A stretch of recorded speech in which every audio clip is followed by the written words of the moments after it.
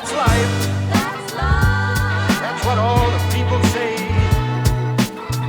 You're riding high in April, shot down in May.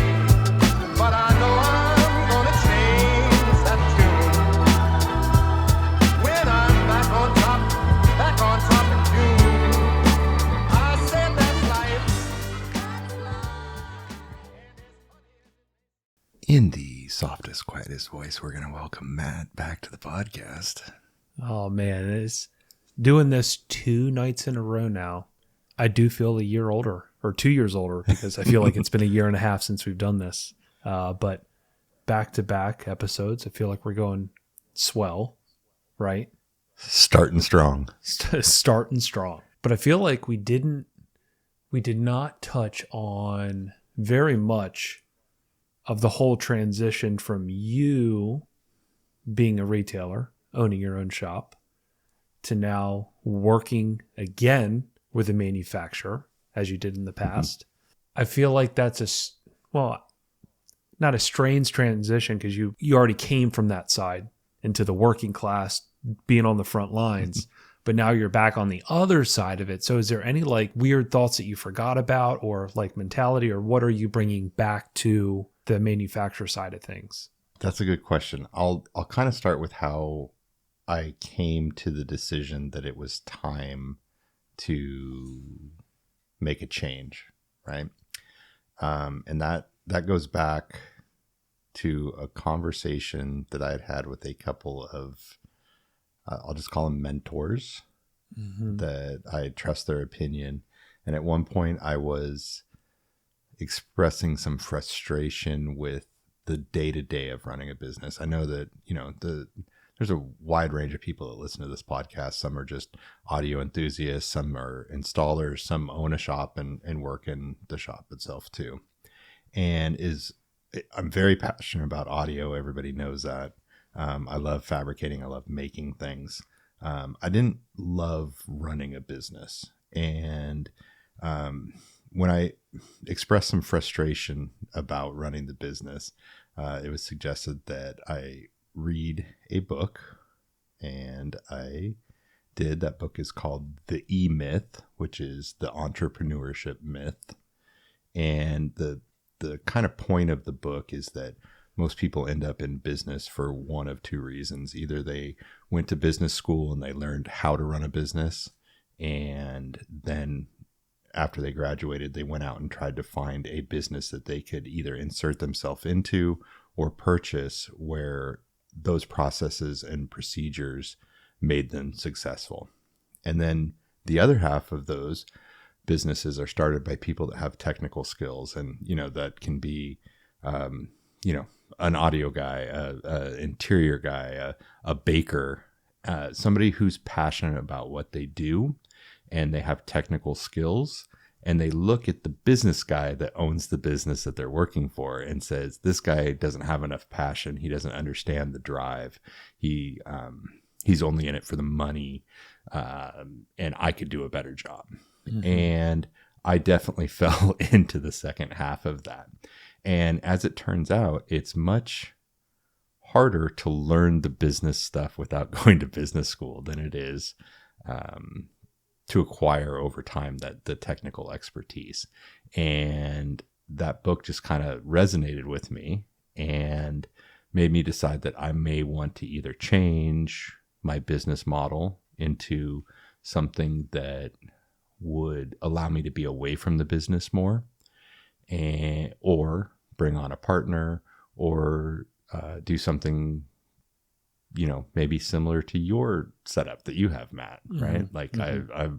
I thought about the way you're structured and was very envious for a while of the way, it's a pretty unique and great setup for you, I think. Mm-hmm. And in that, I started kind of having some conversations with some people as I was considering new routes and refreshing my business and those sorts of things, and just ultimately ended up with a job offer that was good and local and allowed me to apply my passion to kind of a different set of goals. And so that job was with Stinger, who had recently acquired Audio Control, and the position is Director of Audio. So I'm basically overseeing the roadmap and product development of amplifiers, speakers, sound processors, that side of the business. Stinger is pretty big and pretty wide in what they do, everything from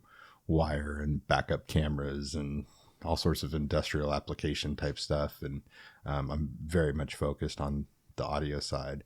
For the guys that have listened to the early podcasts, we talk a little bit about early on in my 20s, I did product development for a local Southern California manufacturer and really kind of learned that side of things. And it's really different these days dealing with Asia and a lot of Asia, we do a lot of stuff out of Thailand and a lot of stuff out of China, and the progression that the vendors there have had over the last 20 years is pretty amazing and pretty different. Definitely improved quite a bit from what things were when we used to deal with them in the late 90s, early 2000s. So, and that's where I ended up and how I ended up there.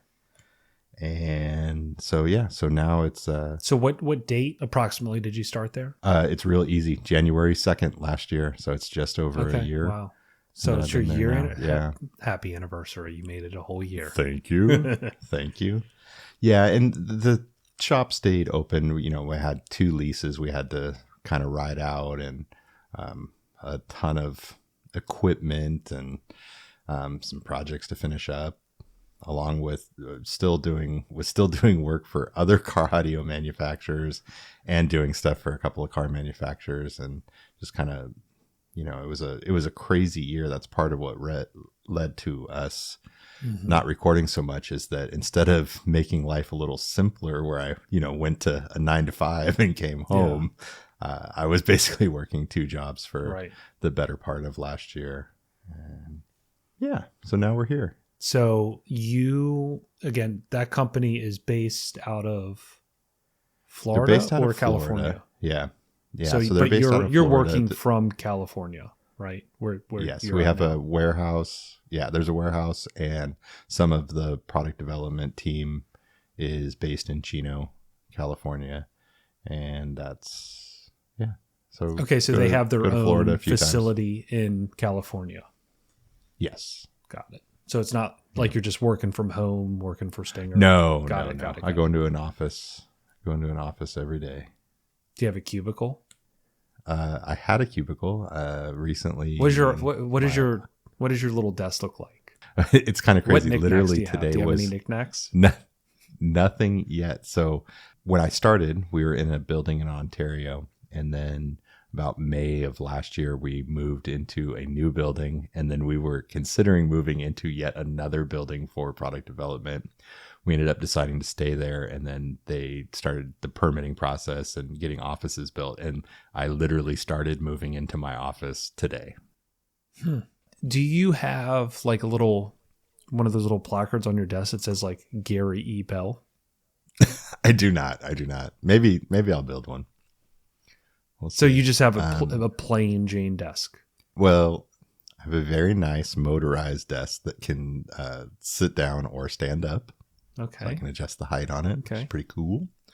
But I literally set my computer monitors in there today and just started moving in. Let's go. So, yeah. I've always wondered that, like if I had a desk job, how I would decorate my desk. Because I feel like you still need to be creative somehow, right?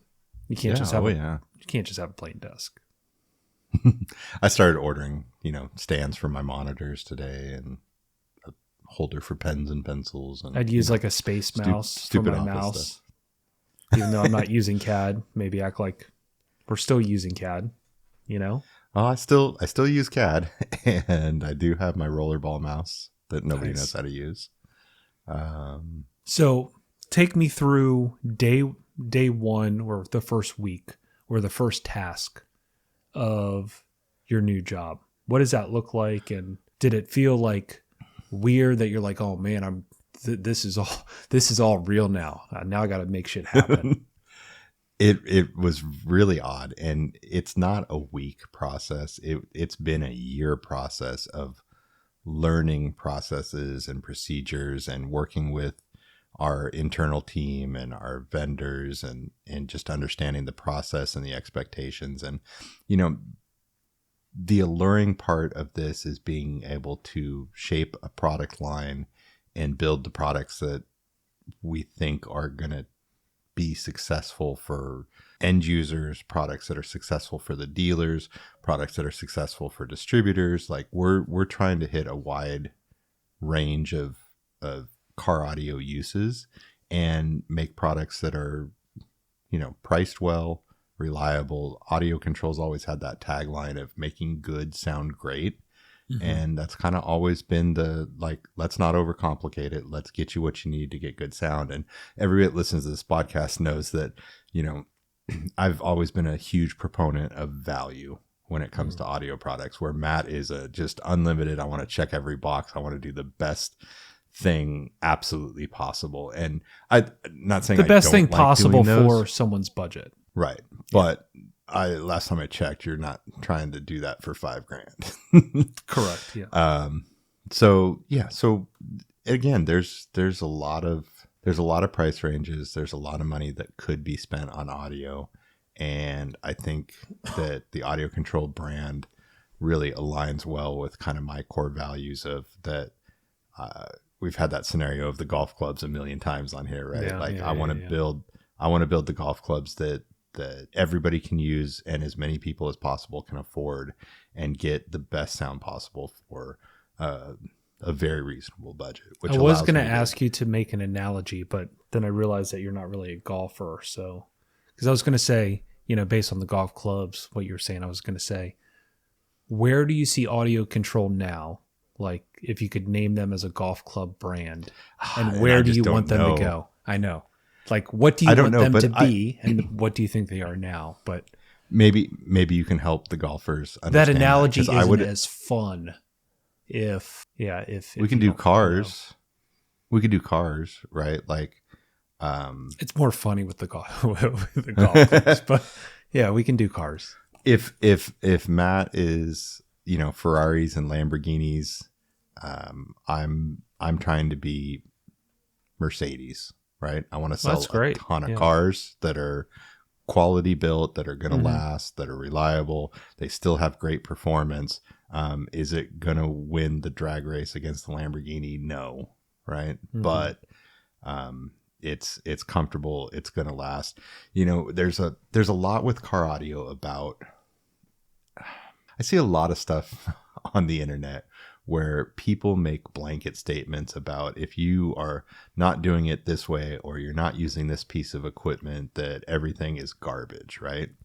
And I always look to like racing, like NASCARs are amazing, right? But they only turn left, right? Like that's not applicable if you're trying to learn about cars and you're like, well, a NASCAR is the best car ever. It's, if you're not in a NASCAR, you suck. And then you go try to drive a NASCAR down the street and you're like, this thing rides like shit, gets terrible gas mileage, and it only turns left. Or you have reliability issues where you're like, hey, you're a drag race car, and sure, I can go 0 to 300 miles an hour and, you know, no time at all. And then you're like, yeah, but every time that thing pulls into the pits, they pull the motor apart. Like, what do you want from a reliability or serviceability, or how many miles do you want to get out of it? And it kind of irks me when I see statements online about, like, you know, somebody saying that like everything sucks except for this certain piece of equipment because it's so expensive or something like that, that it's not always needed. And obviously with anything either audio related or automobile related, there's a lot of diminishing returns as you spend more and more money. So that's where I love the challenge of trying to find the best combination that makes great sound at a reasonable price. So you're talking a lot about Audio Control. Is that more the importance of your direction or the direction of brands that you're trying to improve? So Audio Control is the main focus for audio. under the Stinger umbrella, which used to be Amp of America, Amp Global. And there are Stinger audio branded products, which were developed to be direct to consumer amplifiers and subwoofers and some speakers. There are some Stinger audio products which go out into the dealer, or Stinger products that are amplifiers that go into the dealer channel. And that's, like I said, it's amp speakers, processors. There's a separate division that handles the infotainment, so like the Stinger radios. Okay. And then there's a commercial group that handles the majority of the backup cameras and driver safety type gear, which is also available. We do a lot of commercial stuff, both with car manufacturers and into, service vans and that realm of vehicles. There is a separate embedded engineering department that handles things like radio pros and amp pros. Kind of the behind the dashboard electronic side of things is handled by another division, so that doesn't fall under me. But the core is audio control. So day one, when you are overlooking the current audio control lineup, what is your evaluation? Like, it's almost like a new coach coming in to coach a team. So you have to see, you're looking at the weaknesses.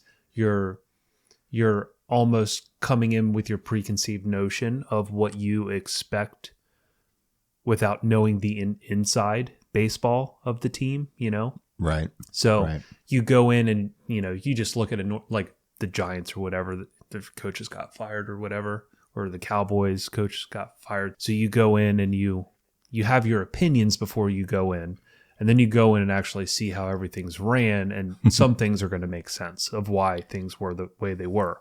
So what were some of your thoughts behind the current audio control lineup where you could see like improvement, and then maybe something that changed your mind when you got into it where you're like, maybe this is a better route, or this is where we can improve. This is what they did well. Yeah. So I think the core of Audio Control's business has been based around integration and processing. Early on, it was, EQLs, EQTs, a lot of equalizers back in the day, sound analyzers. That's where the core business was. Epicenter was obviously huge for Audio Control. And it was, I want to say, probably 10 or 11 years ago that they really started to get serious about amplifiers and brought out their first DSPs and that side of stuff. And only recently, in the last few years, did they venture into subwoofers and speakers.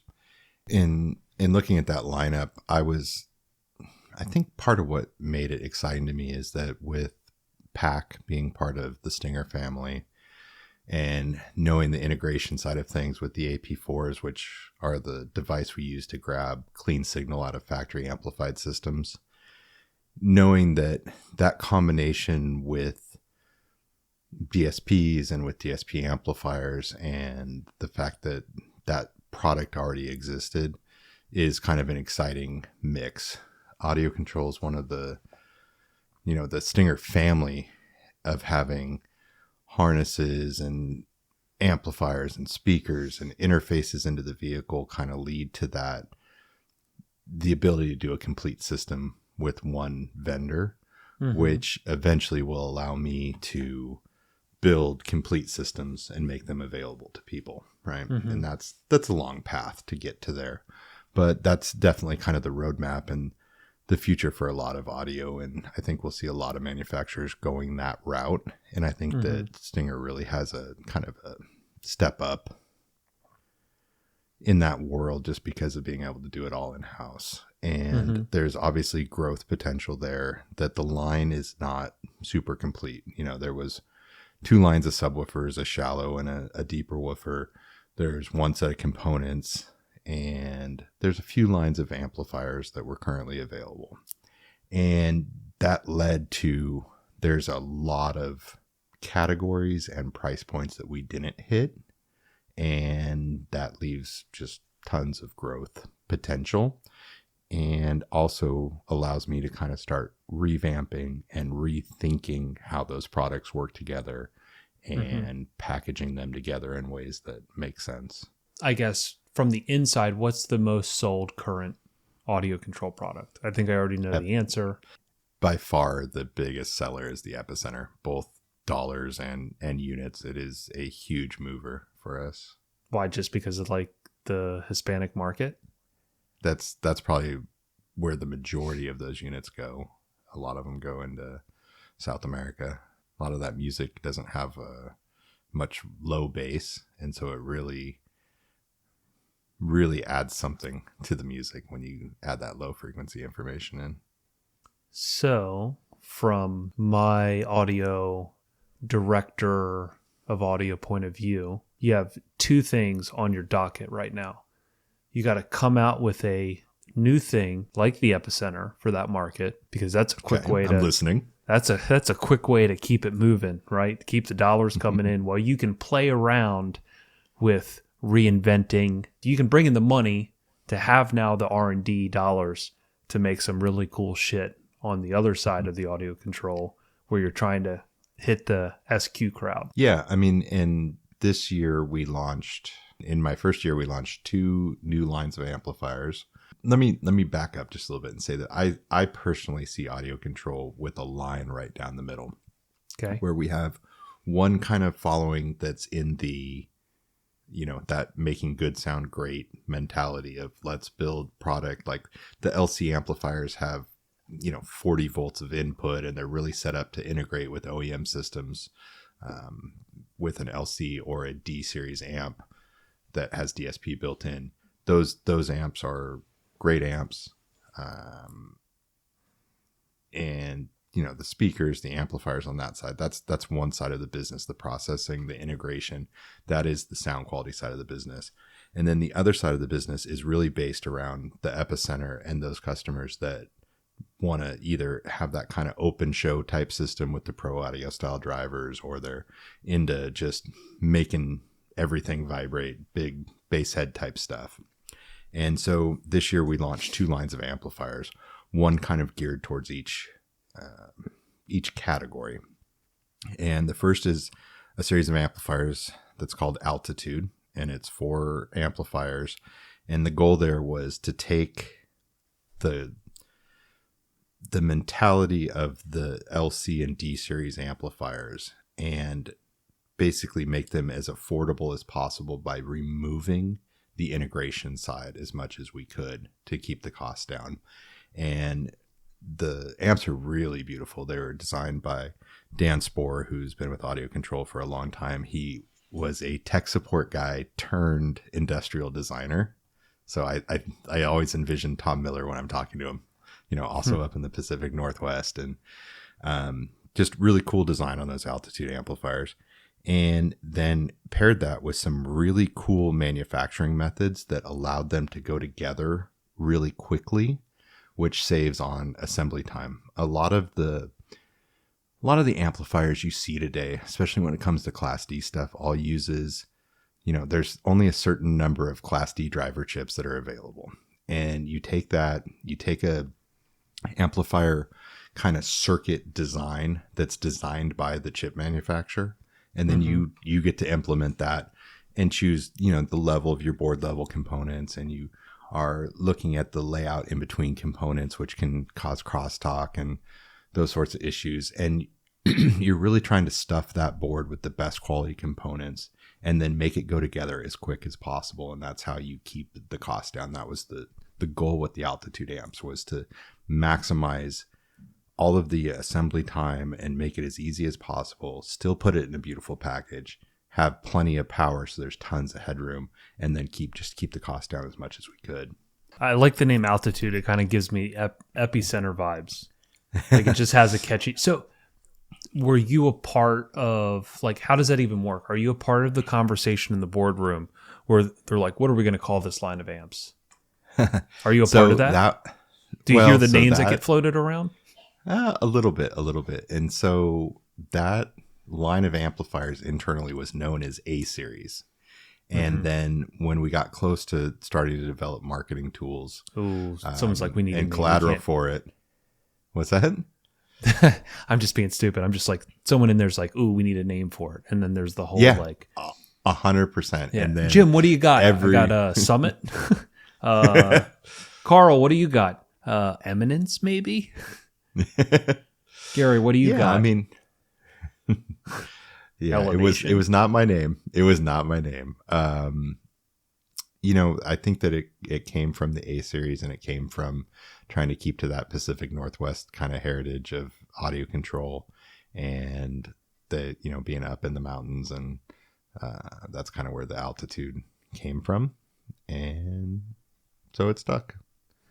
And again, I don't know that the name of a product, I don't know if there's any good data, right, on how much the name of the product 1,000% is why Epicenter probably sells. I feel like that's a very strong Hispanic slang almost. I feel like it's hand in hand. Kleenex of, it is definitely the Kleenex of bass restoration processors. I feel like if that was named the L400, it would not sell anywhere close to what Epicenter sells at. I'm just going to throw that out there.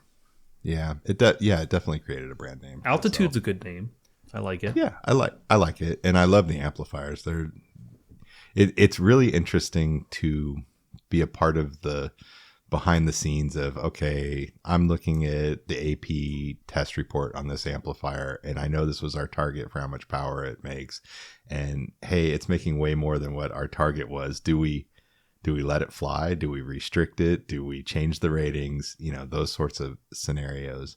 And it's fun to be back on that side of just trying to deliver value. And for people who use them, you'll see that there's a little more punch packed in there than what's stamped on the box. The other side of that, the next round of amplifiers was geared towards the Epicenter crowd. And obviously, you know, And what crowd is that? That's the Get Loud, Open Show, bass head, that world of stuff, right? One thing that we noticed is that when we look at people that sell a lot of product, there's a lot of companies out there, and I mean, I guess I can name them by name.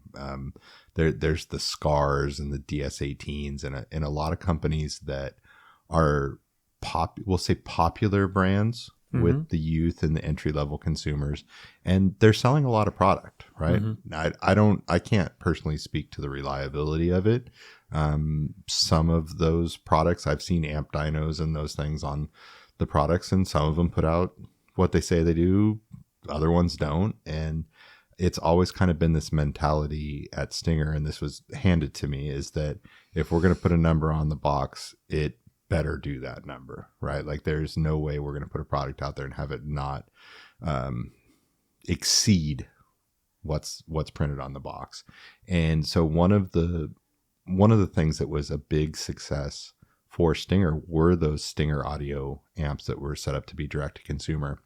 And part of what fed that was that they were done and put on an amp dyno in some YouTube videos, and they put out significantly more power than what was on the box. And they were at a price that was very reasonable. And when we started looking at ways to give our dealers a way to combat the sales of those DS18s and Scar audios, you know, they needed a reliable product that when a kid comes in and says, well, I could buy this Scar amp for $199, right? Like, we wanted to basically arm the dealers with something that was reliable, that they felt good about selling, that, you know, did what it said it was going to do or more. And that led to what we are calling the Epic line. And to tie it to the Epicenter, what I did is I took the Epicenter has a power plug. Yeah. I don't know if you've seen the pictures and stuff, I think, but basically the Epicenter has power, ground, and remote. And then an Epicenter Micro has power, ground, remote in, and remote out.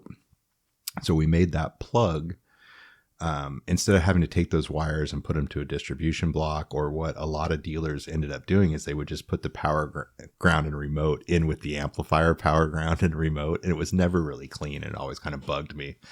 So what we did is we built a circuit into the amplifier that feeds power through a fuse out to the epicenter. And there's a Molex plug on the side of the amplifier. So it comes with a lead. It's already tech flexed. If you need to change the length, you can shorten it and put it back together.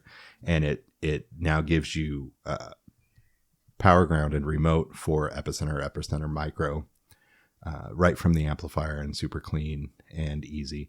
And then we also made the input section take 10 volts of input, which is about the max of a epicenter. So, and not to cut you off here, but Mr. I don't think the name really means much, right? You only named this line using the first four letters of epicenter. It's now named the epic, right? It's the pre-emphasis to the epicenter that it is also like has direct ties and plugins. And I mean, come on, you're really going to feed me the name doesn't matter. Epic. I'm just saying I will give whoever was in the boardroom, Jim in the boardroom, that said, let's name it Epic. That was an epic move for him to name it that, because that's really going to work. Yeah, I think, we're obviously aware of the popularity of the epicenter, and we know that they're just like Kleenex, right? There are customers that come in and ask for an epicenter, and it's really easy to say, hey, here's the amplifier that goes with it. The same way I know that 1,000, we'll say 10 times a day, somebody walks into a stereo shop and says, I need a pair of kickers, right? Mm-hmm. And they're not necessarily talking about Kicker the brand. It's literally a slang term for subwoofers. Mm-hmm. And so a lot of Kicker, I think, gets sold that way. Well, we got Kicker right here. And so, yeah, we're definitely, eyeing that up. And again, the part of my job is making it easy for a dealer to get a customer into the right product, right? And to make things mate together and work well together. And that epicenter and epic amplifier is set up to work together.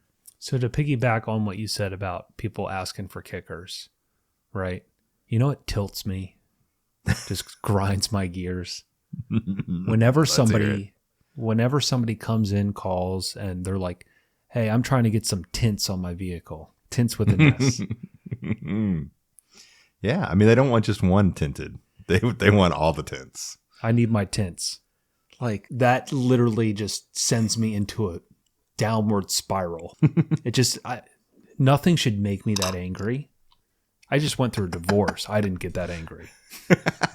Right? So when that happens, it's literally one of my biggest tilting things that happen when people say next time I get a new car, I am definitely all right. So for the people listening, I want you to comment either on the episode or send us messages privately on any one of our handles.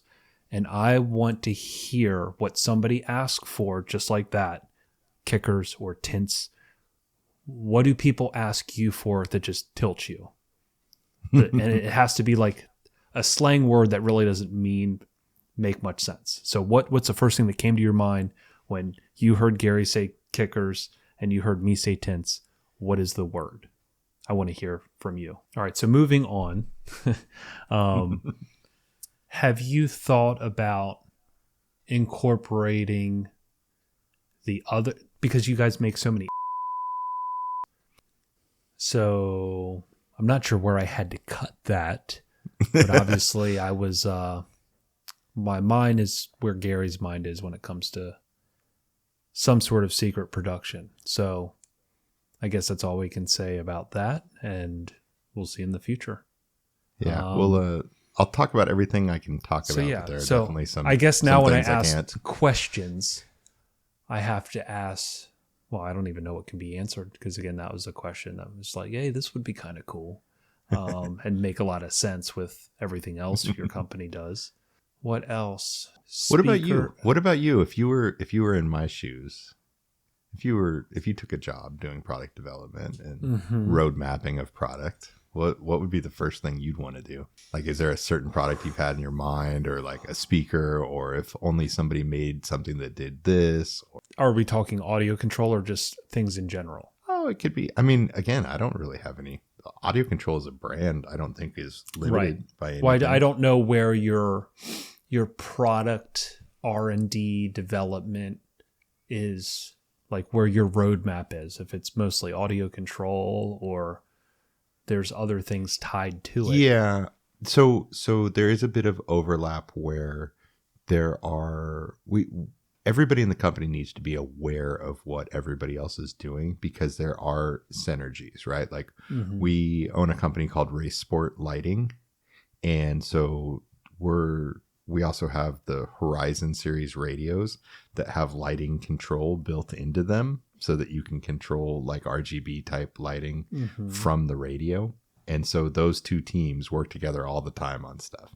There is, in the new Horizon radios, there's not a lot of people know this, but there's an AKM DSP built into the Horizon 10 and Horizon 12 radios.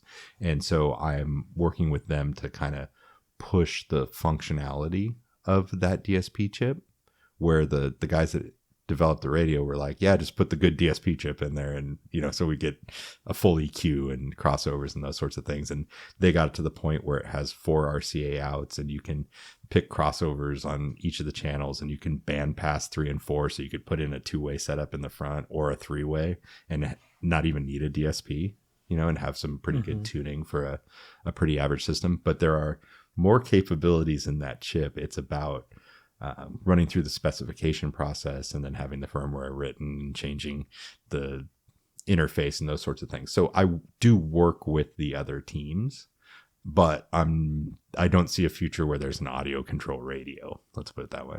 So talking about DSPs, I feel like one of the most important things to make a DSP good is the physical, like, user interface, right?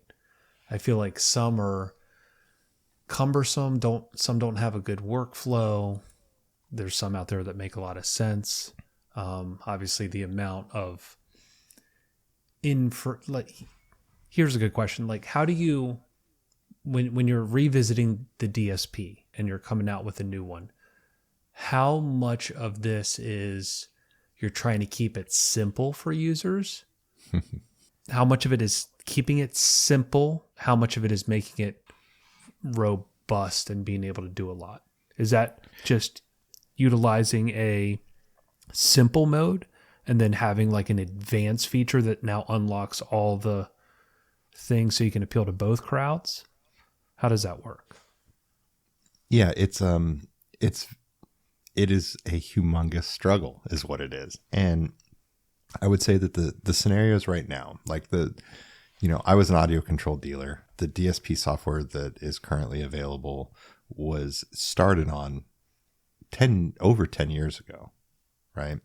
And it was using processors that are not nearly as capable as some of the processing chips are today. So as that technology advances, you can now add more and more features in for similar price points as you get more powerful computing power. Basically, it's just like, when you upgrade a computer, some people are on a 2 or 3 year upgrade path. I'm looking at replacing my wife's iMac. That's now, we just looked the other day, we were blown away. It's 13 years old. And I went to use it and I'm like, wow, this thing is slow. And I'm used to replacing computers probably every 4 years. And so you get to this point, and when you're designing a DSP, the chips themselves are one part of the equation and how well they can compute. And then there's, in addition to that DSP chip, there's an MCU. There's basically a computer that's running and loading stuff in and out of that DSP chip. And then you have the graphical user interface, and you can get great results with inexpensive DSP chips. You can also spend a few bucks more, and it's just like anything. It's just like any car or amplifier. Every couple more bucks, you can do a little more and a little more and a little more. So part of the development process is looking at the performance, looking at what the implementation costs are by the time you get to retail, and trying to find a price point, right? Everybody's looking to fill a hole or a void or someplace where nobody else is. You don't want to jump into, the shallow end of the pool where everybody is, right? The world doesn't need another $69 pair of 6-inch coaxial speakers, right? And so the key is to find what's comfortable for your brand and your goals. When it comes to the software side, one thing that Audio Control has had for it has been a rather simplistic software. If you take the time to learn it, and this goes with any DSP software, I don't care who you are, how many DSP softwares you've used, every time you open up something new, there's a learning curve. Mm-hmm. And I think that as you use more and a wide range of DSP software, you can start to predict what other people would have done. And I think that every software, we've had this talk before on the show, mm-hmm. every software has its strong points and its weak points. Mm-hmm. And it's really 100%. Easy to sit around and say, man, I want it to do like this. This company does this part good, but they miss here. And this company does this part good and they miss there. So mm-hmm. there's a lot of that kind of dreaming into the software process. But the development of that software is a humongous undertaking. And that's why what you'll see is on a lot of the, we'll just say, I'm using air quotes right now, but reasonably priced DSPs use a very similar software base with some graphical user interface that was designed overseas. And you'll see I know of at least 6 that use an almost identical software where they're just changing some colors and some fonts and those sorts of things. But the tools are laid out this same exact way. And the answer is that stuff still functions, right? Like if you are using a DSP for crossover point and basic equalization, which is a huge step up in performance, you can get away with a very basic software package, right? Like you don't need it to do everything in one box. I definitely think that there is a future for DSP implemented in a lot of ways. Like there's one project I'm working on right now that is going to use a very simplistic DSP to do some things that I'll just say aren't common. I like to do things a little different than average. And again, we're going to implement some DSP into a product, and it's not the way it usually gets done. And for that, I can get away with a very basic interface and a very basic chip to accomplish my goal. Now, on the higher end side of things, there's basically no limit these days, right? Like it's all about how much time you want to take designing those graphical interfaces and basically setting up the DSP blocks in the software behind the scenes. Did that answer any of your question? I feel like I might have missed. Partially. I think one of my questions would be like, if I'm talking to the design team about what would make the perfect DSP, it's almost like having one DSP that can feed both crowds. You have let's just say it gets shipped, or when you open up the software, it says, what type of user are you, right? Do you know anybody that wants to say like, hey, I'm a beginner?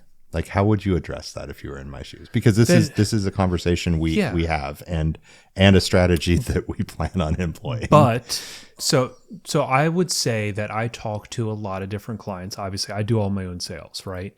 So when people call me, a lot of people, I feel like, try and tackle the install themselves, or at least would want to try. Mm-hmm. Obviously, a lot of people, let's say, they did their own car audio a while ago. I feel like that's a large majority of my clientele. I feel like that's a large majority of my clientele, of where they were ex-installers, they installed back in the day, they at least got themselves into some portion of their old build that they did a long time ago. So there's a lot of people today that are installing modern DSPs that obviously have no idea how to utilize a lot of the more engaging tabs, buttons, menus.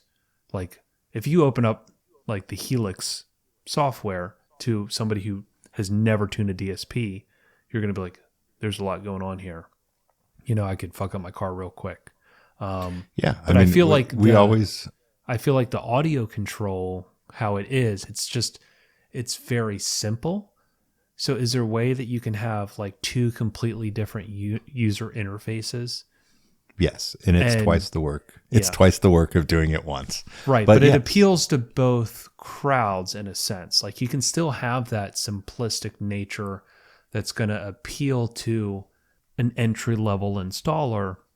But if you also want to, because you said, the stuff today can do a lot more.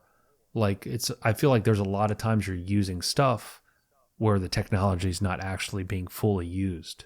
Like it might be in the equipment and you're not like even unlocking it. Yeah. I mean, there's tons of times, I would say a huge majority of cars are done without ever actually even using the parametric equalization. Right. Like, how like many if you guys look are in at there changing the Q of a filter, it's probably maybe 2% of the people that are actually using a DSP are using it at that level.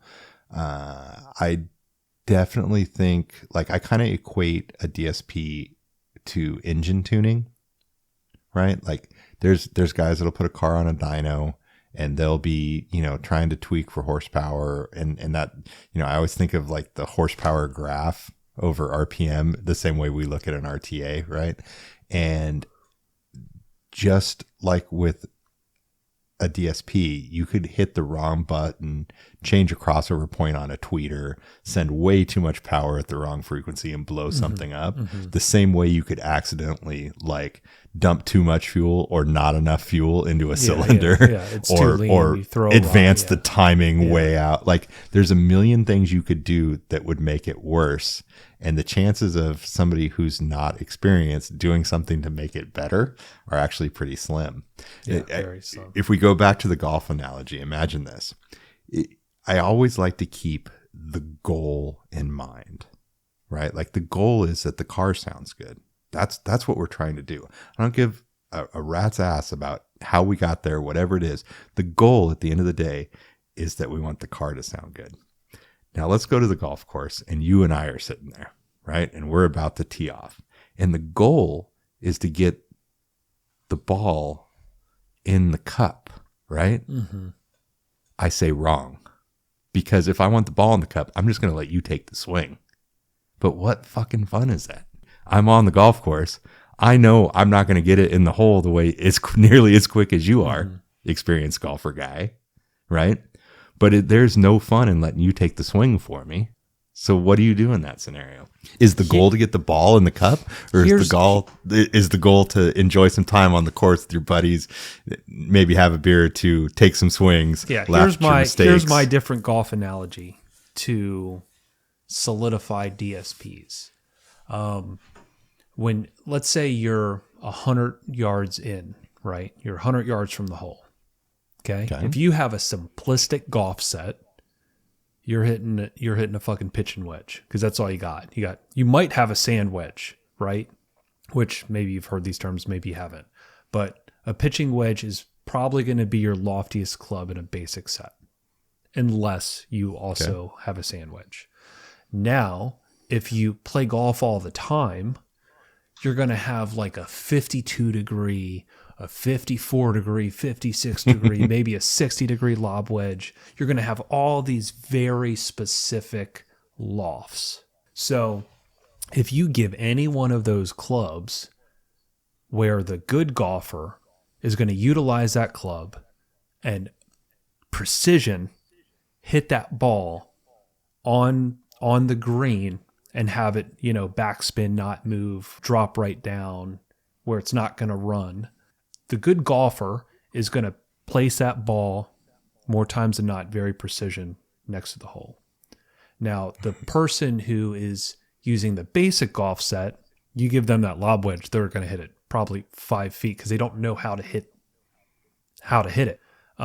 Whereas they can utilize their pitching wedge and play it enough, they can get pretty decent results. They're not going to be anywhere like, unless you're really good, but if you're really good, you'd have the better clubs.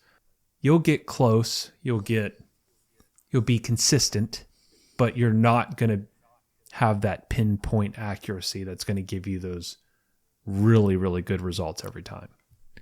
So maybe it here's was another kind of scenario. shitty. I felt like I felt like it was better in my head. Maybe it was better in my head. I totally get it. So here's a question for you. Who's more excited? The experienced golfer who hits it and it gets close enough to the hole that he knows he did what he, what he's going to do 90% of the time. He did what he could. I already have your answer. Or the guy that just takes the wrong club, swings the shit out of it, and it ends up on the green. Who is more ecstatic by far? Well, it's not going to end up on the green. He's going to hit it, and he's going to be so psyched to take that club out of the bag. Let's say, and he's going to have the confidence because he's like, this is a special club. Here it goes. He's going to hit it, and then he's going to fucking blade that thing, and it's going to go the wrong direction, and he's going to say fuck, right? And that's when his tweeter blows. He's gonna hit it 3 or 4 more times. It's gonna end up somewhere in the general vicinity of the hole, and he's gonna be like, "See, I did it." I feel like there's a home there for one of those analogies to work well. The point we're making is that don't golf unless you're no. Get out there and do it. Try it. Break some shit. Support your local car audio manufacturer by breaking some shit by not knowing how to tune. So maybe I should say, you can be way more precise with a lot of practice, right? You take those very specific degree wedges. And I mean, I still struggle because I don't play golf enough to know exactly how to always utilize those wedges perfectly. Does Alan? Alan knows though. For right? sure. How about Tom? Well, again, they both play over 20 times a year, and Alan would be like, shit, I played probably 60 times a year. Maybe that's even too low. But like I said, you just have to have the repetition of knowing exactly how the ball's going to react off of that specific club, because a lot of times I'll just grab my 52 and instead of my pitching wedge and just use my 52 just because I've used it more, right? But with repetition, like the person tuning, like you have to get in there and utilize it. You'll get better results once you can dial it in, but it's learning how to dial it in, which is the hard part, especially with a DSP, because most people are going to have a measuring system and understand what it is they're looking at. And I feel like I have this conversation with people all the time because you can start tuning for a target. And I think we talked about this on the last episode, and like there could be a phase issue and you don't necessarily understand it in the moment if you're a new tuner, and you're going to start adjusting EQ to compensate where these voids are because it's out of phase, right? And now you're adding too much energy to a speaker and you don't realize it. Now you've just compounded the problem, but you think you're fixing the problem because you're looking at your target RTA curve, if that makes sense. Yeah. And just like, slicing the ball with the wrong club, there were plenty of times in the early days of DSP that we would try to correct things in high frequencies that we shouldn't have been doing. And there's a million things. It's a learning curve, and it takes time and it takes practice, just like golf or anything, any sport, any activity.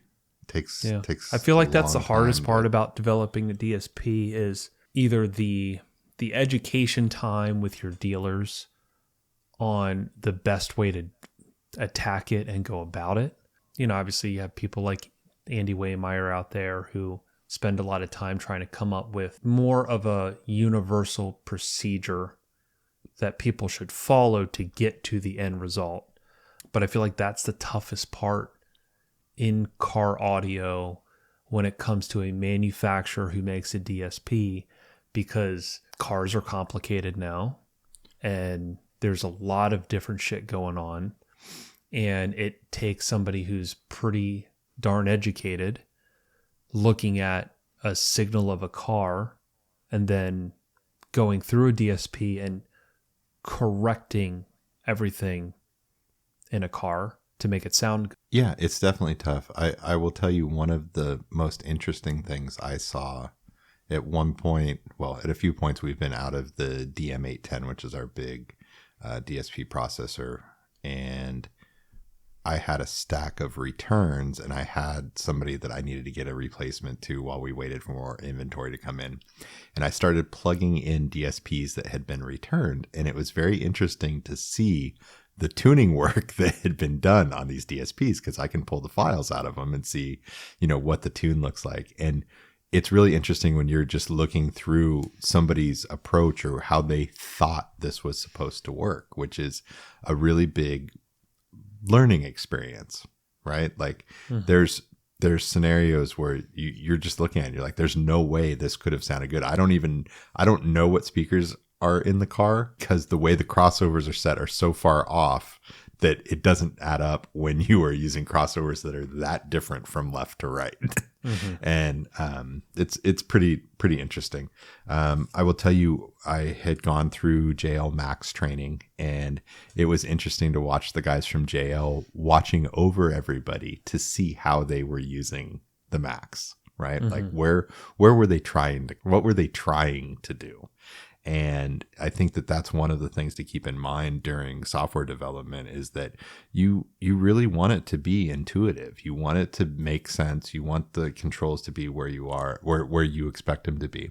And I think part of that is based on, as a collective, the industry is, I think if you sat all the big companies that make DSP around one table, that we would all pretty much agree on, these are the tools that everybody wants, right? Like everybody wants a third octave EQ. Everybody wants crossover points that are available at 6, 12, 18, 24 dB per octave. And everybody wants at least an all pass filter on each channel, if not two. And, there's a long list of check boxes, and the DSPs are all super capable of doing that.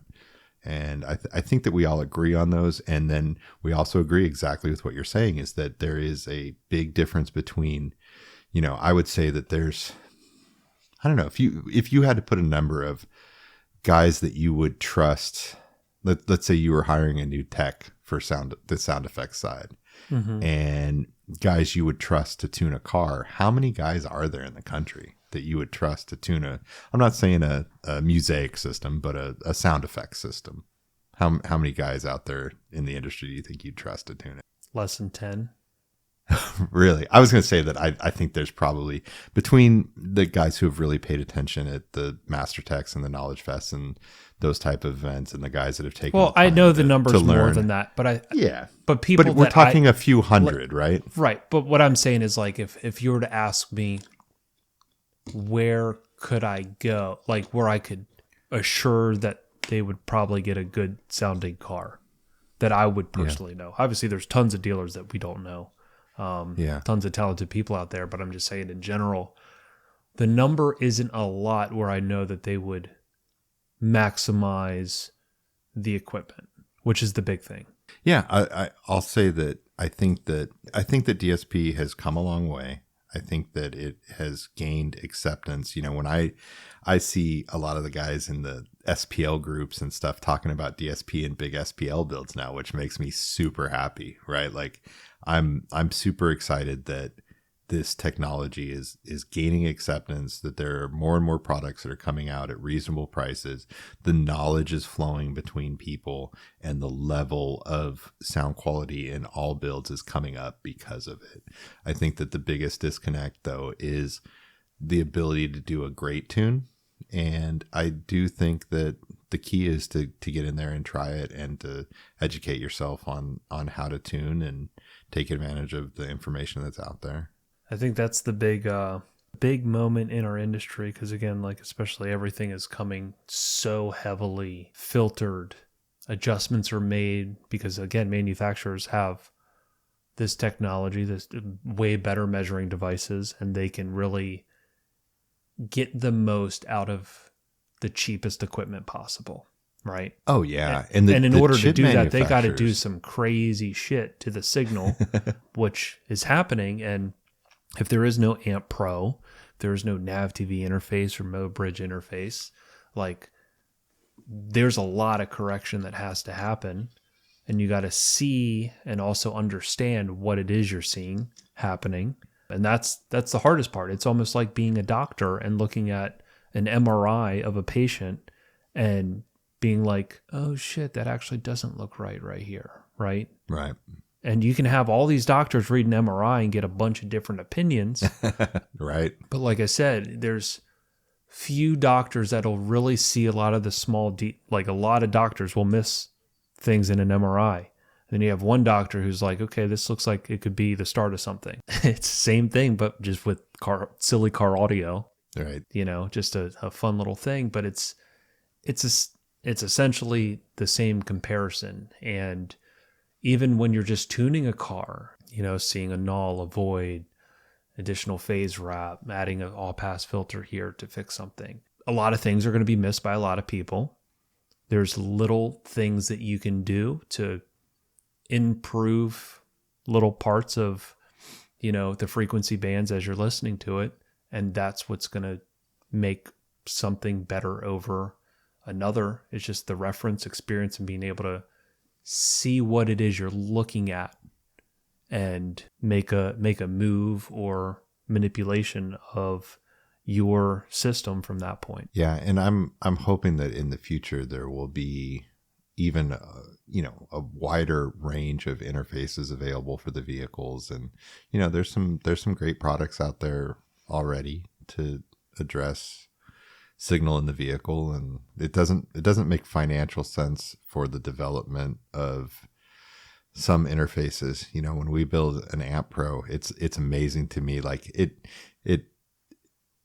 it seems simplistic sometimes, and then you just watch what these guys go through, like developing firmware and taking care of issues. Like we have, which hopefully by the time this launches, we'll have the GM 71 shipping, which is the newer GM Amp Pro. But just the rounds and rounds of testing and validation and just finding the weirdest combination of things that trigger an issue and having to solve for them.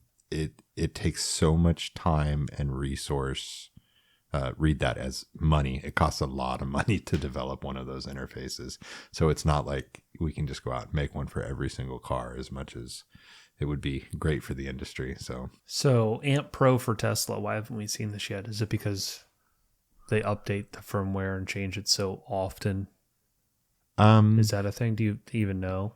As far as that side of things? I don't know, because it's not my group. I know that we've worked on some stuff, but it hasn't been a priority. Again, like if you compare Tesla to trying to hit, you know, a 5-year run of GM trucks, for us historically, we would see that as the GM truck was way more important. Mm-hmm. Again, we're all limited on budgets and resources and people and head counts and all that kind of stuff. Yeah. Do you have much of an issue anymore with the Teslas? Like, I mean, you're able to make them sound pretty good, right?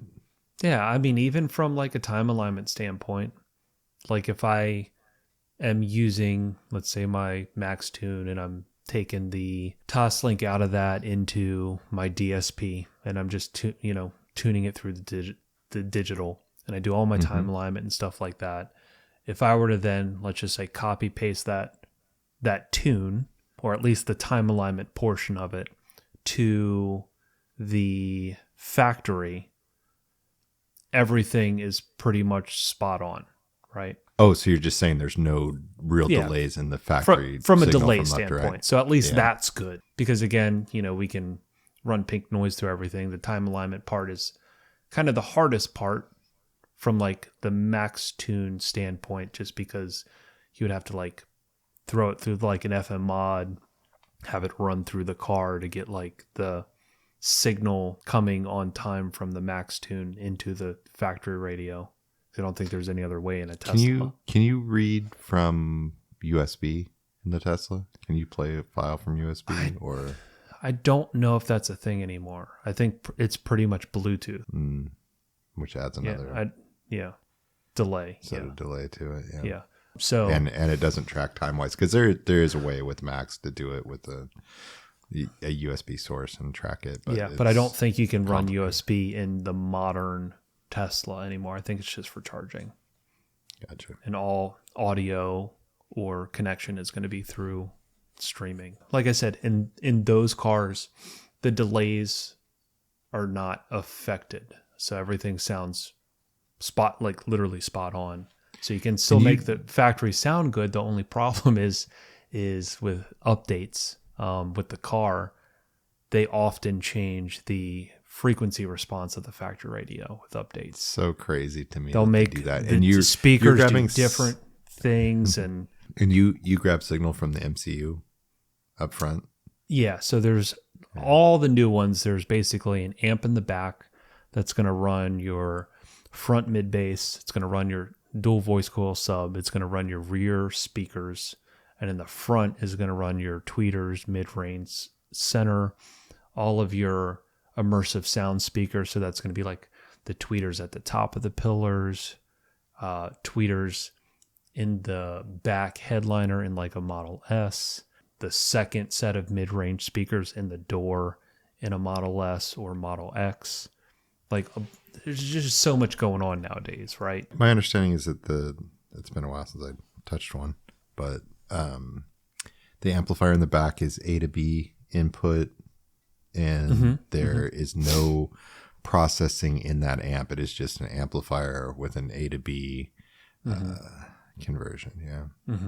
Yeah. So that's also the other complicating thing with that, with coming up with the thing with Tesla. But at the end of the day, everything is derived off the front MCU. So that's where the signal chain's coming from, but it also runs up the A pillar into the Bluetooth mic all the way back to the amplifier. So if you lose that connection, you lose the Bluetooth mic for phone calls. Gotcha. Yeah, so there's just so much complicated stuff going on. It must be a nightmare for manufacturers, but also I feel like because everything's advanced so much, it's also probably a little bit easier as well. I don't know. Luckily, I'm not on that side of the engineering. As far as like the roadmap for you guys, you got audio control, Amp Pro. How much do you still work with like interconnects and all that kind of stuff? It is, I believe that stuff is getting handed to me as part of falling under my umbrella. Yeah, so that'll be something that we'll be looking at this year. So are you going to have ideas. Stinger branded Toslink cables, coax cables? I feel like everything. That's a good question. The digital side of things is becoming more and more rampant, right? So I mean, having like Toslink it's still output a small out of a interface we sell more popular. We sell Toslink cables, but not as many as but it's just those gray ones with like the gray tip, right? Am I wrong? Are they black? I don't know. I haven't really looked. I haven't paid attention. They look nubs. They don't look silly. What do you want out of it? You want something that looks you want an make them more Toslink audio cable? questy. Yeah, make them look cool. What's the point? What's the benefit? They look cool. Yeah, especially if you're. I mean, I'm. Are they easier to run in a car if they're thick or if they're thin? If they're thin, like the Audio Quest one. Audio Quest one's really thin, super easy to run, doesn't get in the way, easily goes under carpet. Yeah. I want to say, I don't know if it's from like the Install Bay, Metra, or Pack. I have no idea where we get it from, but there's like one generic SKU that's not Audio Quest that we carry. And that thing it's so big and bulky. The tip is huge. And I think that's why I like the Audio Quest stuff so much, because like all the interconnect cables, or like the head of the cable, is pretty slim and tiny. It's not big and bulky. So when you're dealing with variances of, amps being up against something, having like a Stinger 9000 series with a thick cable coming off the end, like sometimes every freaking quarter of an inch means everything, right? Yeah. So when you have a full line of beautiful interconnects with a small cable head, I love that. Have you ever done an install where you had to get the 90-degree fiber optic adapters to get it to come out and turn real tight and then plug a cable into it? A fiber optic 90 degree? Yeah. Nope. Yeah. I've had to do that a couple of times. But I'm just saying, if you could do new, like a refresh line of Stinger RCAs where you just have, I would just say, like, look at the AudioQuest line and be like, how can we make something more like this, but a little bit different and put our stamp on it? Yeah, I think we'll get there in the next couple of years. Because I think the 9000 series are now disco, and it sucks because they're beautiful cables. They really are. So because that happened, we had to order a bunch of fucking AudioQuest RCAs. I never did AudioQuest RCAs before, but now I was forced to. Can you cut that part out? No. Leave it in. Leave it in. So what else? We'll take our lashings. Anything else? You happy where you're at? Yeah. I mean, it's definitely, it's a different game. It's definitely interesting. You know, it gets more exciting as products launch. It's there's so much work in the background, and just, you know, so much testing and validation, and just such a long process. And in a whole nother side of things, you know, the part that you don't imagine when you're looking at this is actually having to like build a business case that makes sense, right? Like justify it. Like here's what does well in this category. Here's what doesn't do well. Here's, you know, trying to put a number. How many of these do we think we can sell over what period of time? And then evaluating all the opportunities. Yeah, that's what it all comes down to, right? Because no big company is going to build something that you can't make a perfect case for of a projection of how much you can sell, because they need to know what the return on their investment is going to be. Yeah. How many times the inventory turns in a year, and there's a lot to it. So it's definitely a complex puzzle, and it's fun to work on. Mm-hmm. I don't know that we'll ever have it solved, but it's a fun, complex problem. So it keeps me busy. Well, I have no doubt that the future of what you touched there is going to have a lot of thoughtfulness behind why it's done. Right? Yeah. I just hope that somebody gives you the ability and trust to run with what you're trying to implement. Right? Because I know that that's like the hardest shit ever through people. Because I escort radar for years and years and years. I'm like, can we just get a mute, like a physical mute where we can hook up our own mute button, right? Instead of like soldering to the board to create our own mute button. And I feel like it's one of those really small asks from an installer, but from the engineering side of things, there's so much more complexity behind it. You know what I'm saying? So even though it seems so easy, it might be like a big thing to do. Yeah, I think the part that isn't obvious is that you make a change like that, right? So they respin a circuit board, they add a connection for this, and then because you do that, you don't know what problems you just created in that board respin. Right. So now it has to go through an entire validation process, and you can't just validate something in a day. You can't just like take it and go, hey, I put power to it on a bench and it worked one time, and so it's good to make thousands of this thing, right? You have to go in, you have to be abusive, you have to run through every scenario, what happens if, right? When somebody beats up on this, where's the protection? Like when you're dealing with an amplifier, like between, you know, how likely do you want this to be to go into protection? Like, do you want to protect the amp to where it can never break, but then a customer might not be happy that it goes into protection if they listen to DJ Magic Mike for more than 30 minutes? Like, what is those scenarios, right? And try to get something that's well-rounded, performs, and lasts. And those validation tests take a long time, long time. I think that's the fun part about you and like the position that you're in, is because you came from the side, and again, you worked for the manufacturer before you worked for yourself, but at the same point, you understand things that you want to implement, but you also see the real side behind the engineering of what you can physically implement, right? So it's like trying to have that battle. I just hope that you are able to have the voice and you're given the respect that your opinion should be listened to, as far as we should try and implement everything that he's trying to say, unless there's a good reason why we can't. Yeah. And then the other side of that is that really trying to see things from all sides and all perspectives. And sometimes what you really want to do isn't what makes sense. The other side of it too, which anybody in the manufacturing side deals with, is, what we call feature creep, right? Like, hey, we could make it do this and we could make it do that.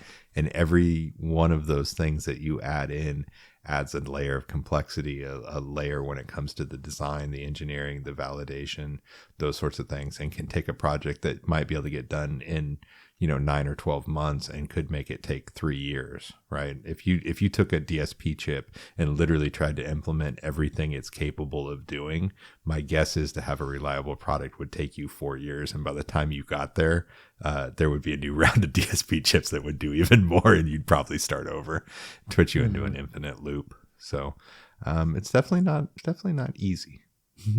And you have to be, the other side of this is that you have to be able to realize that not every idea is a good idea, right? Right. Things that sound great aren't always great. And one thing to really keep in mind is that you can make the greatest product ever, and if you can't get the message out, right? Like if it can't be marketed, if it can't be communicated, if you can't express, here's all the problems that it solves, and you can't put the right program behind it to where the retailers can make money selling it, and you have to hit on all cylinders to make a product successful. You can't just have one, right? You can't have, a car doesn't win the race because it has the fastest engine. It also has to have great suspension and the right tires and the right driver behind the wheel. It has to have all of those things. And the same thing comes for product. There's some really great products out in the market that are not successful because the structure of the business isn't great. They might not be able to keep inventory in. They might not have the marketing dollars to get behind it. They might not have the customer service set up to support the dealers to where they can get behind it. There's a million reasons why a product cannot be successful. The key is to pick the ones that everyone in the organization can get behind. And I kind of equate it to, we talked about this in the last episode, the better your system design from the beginning, the easier it is to tune, right? So the better a product is geared to be easily communicated, to have a great sales program, to find the right manufacturing methods to make it, not overcomplicated or over expensive. And when you get all of those things right, that's how you end up with a successful product. Well, the good thing is company you're at has a good person first in line to make all that shit happen. Yeah. So I'm not quite, asking all the listeners to throw in all their product requests, but we'll hopefully have some cool things to bring you. I'll do my best to not overload everyone with audio control and Stinger info. Yeah. Don't get it twisted. This isn't going to become an audio control podcast. Yeah, I think we've done a good job. We still have not monetized this podcast. We've done it because we want to do it. We're back doing it because we want to do it. And the goal has always been to kick back, have a good time, hang out, talk to people, and spread some knowledge and help as many people as we can get systems that bring them joy and that they enjoy listening to. Yeah. And non-monetized, we've never taken $1 from a manufacturer. We've never advertised. We've never done anything because we want everything to stay 100% impartial. We want all the politics out of it, which is why I'm going to tell Gary, if he mentions audio control in the next podcast, that he had his time on this podcast. We also have never turned down a bottle of booze. And yeah, so that's the only thing we always invite is I think we owe Justin whiskey. Silva. I think we owe Justin Silva a shout out. He did send for some. I also had Pierce from Musicar send me a bottle at some point. That was for helping him on a Tesla. He sent me a bottle. I think that's really the only we got in the off season for the most part. I have a bottle that a customer handed me before I shut down that I'll have to grab. I don't remember what the name of it was, but it's some pretty wild stuff. I'll grab it maybe next episode and show you. So send us bottles. Find some. Reach out to us. Send, we'll give you send our them to Matt. addresses, and we'll give you good. shout outs. I'm not good. I need more. I'm good. You could. Matt's recently divorced. He could use a bottle or two. Right. I might have to start sending you some of my backup supply. I actually, right before Christmas, I did a Yukon electric Denali truck. Really cool system in it, efficient V12 DSP amp, front Focal Utopia M sub in the front footwell, Utopia 8s in the doors. We wanted to keep it looking factory, so I still had a brand new set of C3 CXs that we built 3 printed mounts in the dash. So we did a full active 3-way, kept everything behind the factory panels. That thing smacked. This thing sounded awesome. But him and his wife gave me a bottle of bourbon as like a present. It was like a few days before Christmas, but they're like, I hope you like bourbon. And I was like, funny story. I have a podcast called the Old Fashioned Car Audio Podcast. So yes, thank you very much. And I actually don't have any. I'm out right now. So thank you. That means I can make a Manhattan on Christmas Eve. So nice. But yeah, send us bottles. Don't be shy. We'll shout you out. I think that's a wrap. Why don't you cue the music? And